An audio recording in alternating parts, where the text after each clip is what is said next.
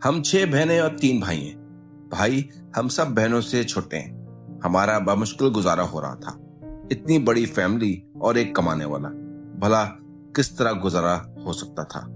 हम दोनों बहनों ने फैसला किया कि मुलाजमत करके अब्बू का हाथ बटाएंगे। हमें कंपनी में मुलाजमत मिल गई जो हमारे घर से तकरीबन 1 किलोमीटर के फासले पर वाक़ई थी। हम पैदल जाया करते थे। हमारा पड़ोस की फैमिली के साथ ताल्लुकात बहुत खुशगवार थे। इनका एक लड़का सलमान भी हमारे साथ मुलाजमत करता था। मैं सलमान के तमाम दोस्तों को जानती थी। कुछ अरसे बाद मेरी बड़ी बहन की शादी हो गई तो घर की तमाम जिम्मेदारी मुझ पर आ गई। तनहा मुलाजमत पर जाने का खौफ भी था। अब्बू मुझसे बहुत तवक्कात रखते थे। वो मुझे अपना बेटा समझते थे। मैं एक दिन ड्यूटी पर जा रही थी कि एक लड़का जो हमारे मोहल्ले में रहता था मोटरसाइकिल पर मेरा पीछा करने लगा। क्योंकि मुझे पैदल जाना होता था इसलिए उसे मौका मिल गया, लेकिन मैंने तवज्जो नहीं दी। दूसरे दिन वो फिर आ गया और फिर रोजाना आने लगा। वो करीब से गुजर जाता, फिर वापस सामने की तरफ से मेरी जानिब आता और कुछ कहे बगैर वापस चला जाता था। चंद दिनों बाद वो कंपनी वाली गली में खड़ा होने लगा। तभी मैं सोचने पर मजबूर हो गई कि आखिर वो किसका पीछा करता है और किसके लिए आता है। जब मुझे यकीन हो गया कि वो मेरी खातिर वहां गली में खड़ा होता है तो मैंने फैसला कर लिया कि इसे खूब खड़ी खड़ी बातें सुनाऊंगी। लेकिन जब इसके पास से गुजरी तो इसकी शक्ल देखकर कुछ कह न सकी, क्योंकि वो मुझे देखने में सीधा साधा सा लगता था, कोई आवारा नहीं लगता था। मैं सिर्फ इतना कह सकी कि शरीफ घरों के लड़के ऐसा नहीं करते। ये कहकर मैं कंपनी चली गई। इसने कुछ नहीं कहा, फिर सर झुका दिया। चंद रोज बाद सलमान मुझे मिला तो उसने मुझे इस लड़के के बारे में कुछ बताया। तब मुझे पता चला कि वो सलमान का दोस्त है और उसका नाम अरशद है। सलमान ने बताया कि अरशद तुम्हें बहुत पसंद करता है और तुमसे मिलने का ख्वाह है, मगर मैंने यूं ही कह दिया कि मैं किसी और को पसंद करती हूँ। इसने जब ये सुना तो बहुत शर्मिंदा हुआ और पछताया भी। अरशद ने सलमान से कहा कि मैं इस लड़की से सिर्फ एक बार चंद लम्हों के लिए मिलना चाहता हूँ ताकि माफी मांग सकूं। सलमान ने अगले रोज मुझे बताया तो मुझे इस पर बड़ा तरस आया और मैंने कहा कि मैं अरशद से मिलकर इसको समझाऊंगी कि वो अपना वक्त जाया न। तुम हफ्ते को इसको मेरी कंपनी में ले आना। मुकर्रर वक्त पर वो पहुंच गया, मगर अरशद इसके साथ नहीं था। मैंने पूछा तो उसने कहा कि वो अभी आ जाएगा। दरअसल वो इन दोनों कंप्यूटर सीख रहा था और सेकंड ईयर में पढ़ता था। वो क्लास खत्म करने के बाद हमारे पास आ गया। इसकी किताबें मोटरसाइकिल पर रखी हुई थीं और उसका चेहरा खुशी से टमटमाया हुआ था, जैसे इसको कोई खजाना मिल गया हो। इसने मोटरसाइकिल खड़ी की और हमारे साथ चलने लगा। सलमान हमारे पीछे चल रहा था। बस फैसला खामोशी से तय हो गया। आखिरकार मैंने पूछा, तुम क्यों मुझसे मिलना चाहते थे? इसने कहा, मैं तुमसे प्यार करता हूँ और तुमसे मिलते रहना चाहता हूँ। मैंने कहा कि अगर तुम मुझसे मिलते रहना चाहते हो तो अपने घर वालों को मेरे घर भेजो ताकि वो मेरा रिश्ता मांग ले। मैंने उसको समझाया। यूं इस तरह की बातें करते हुए हमारा मोहल्ला नजदीक आ गया। मैंने अरशद से कहा कि कल आकर बाकी बातें कर लेना। वो खुश हो गया। मैंने उससे दोबारा मिलने की दावत दी है। वो अगले रोज फिर टपक पड़ा और कहने लगा कि मैंने तुमसे मोहब्बत इसलिए की है कि ख्वाब में मुझे एक कागज मिला था जिस पर एक नक्शा बना हुआ था। मैं नक्शे के शुरू में खड़ा हूँ और आखिर में तुम्हारा घर है। अब मैं इस नक्शे की मदद से तुम्हारे दिल तक आना चाहता हूँ। मैंने यूं ही कह दिया कि वो अगर मेरे दिल में जगह ना हो तो। वो बोला कि दिल के दरबार में जगह नहीं तो दरबार के बाहर तो जगह होगी, वहीं पनाह मिल जाए तो काफी है।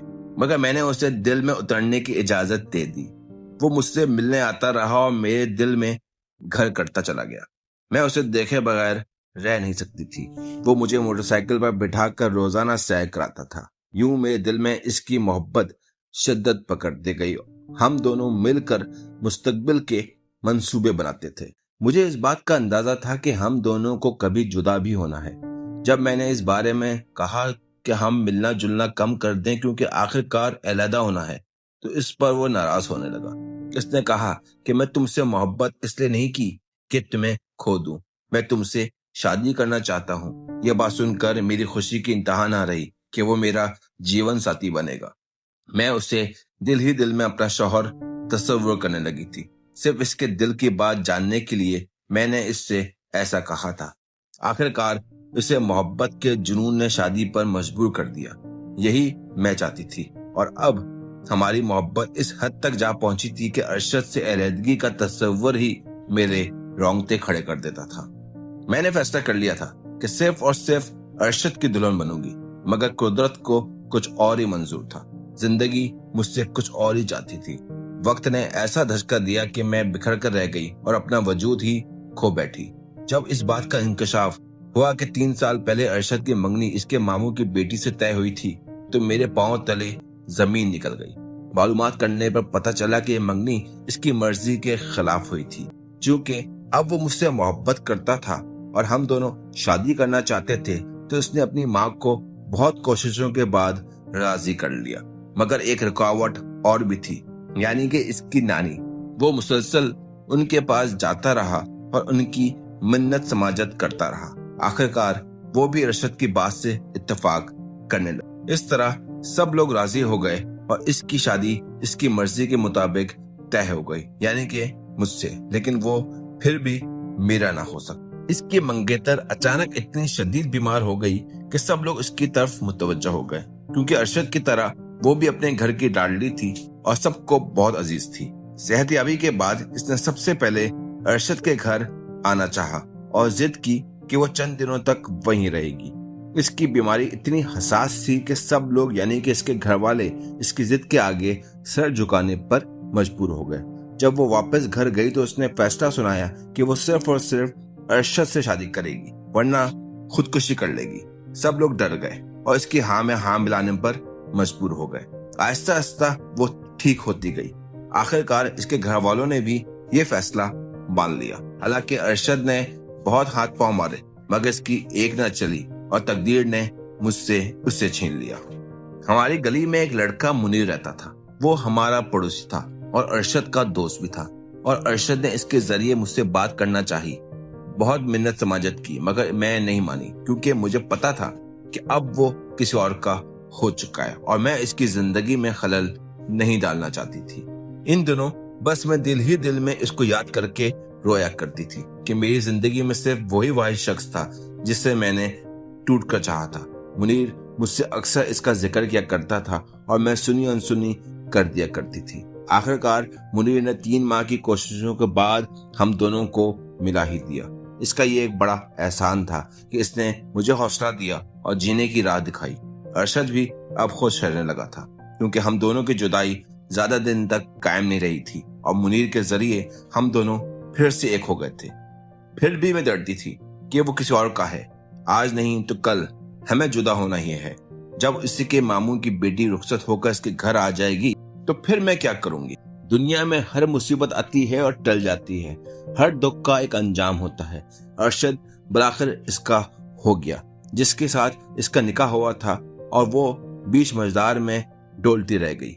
बता नहीं सकती कि इन दोनों मेरी क्या हालत हुई। ना जीती थी और ना ही मरती थी। बस यही सोचती थी, ऐ काश लड़कियां कभी घर से कदम बाहर ना रखें, मुलाजमत के लिए भी ना निकलें। बाप और भाइयों का साया ही इनके लिए आफियत की जमानत होता है। घर के 4 दीवारी का हसार इनको हजार किस्म के दुखों और बदनामियों से बचा लेता है। अरशद अपने मामूजात को दुल्हन बनाकर हनीमून मनाने एक पुरफजा मुकाम पर जा चुका था और मैं सशक्ति रह गई।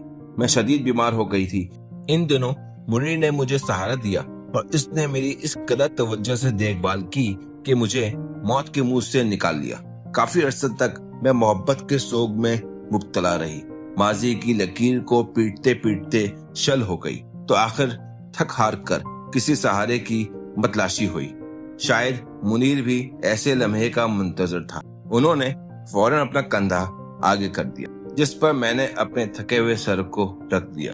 मुझे सुकून मिला तो मैंने ठंडे दिल से सोचा कि सहारा भी बुरा नहीं। आखिर मुझे सहारा चाहिए था। पहाड़ जैसी जिंदगी ऐसी तो नहीं कर सकती थी। बहुत सोच विचार के बाद मेरी शादी मुनीर से हो गई। मेरे वालिदैन जो मेरी हालत से सख्त परेशान थे, उन्होंने सुख का सांस लिया, क्योंकि मुनीर एक अच्छे इंसान थे।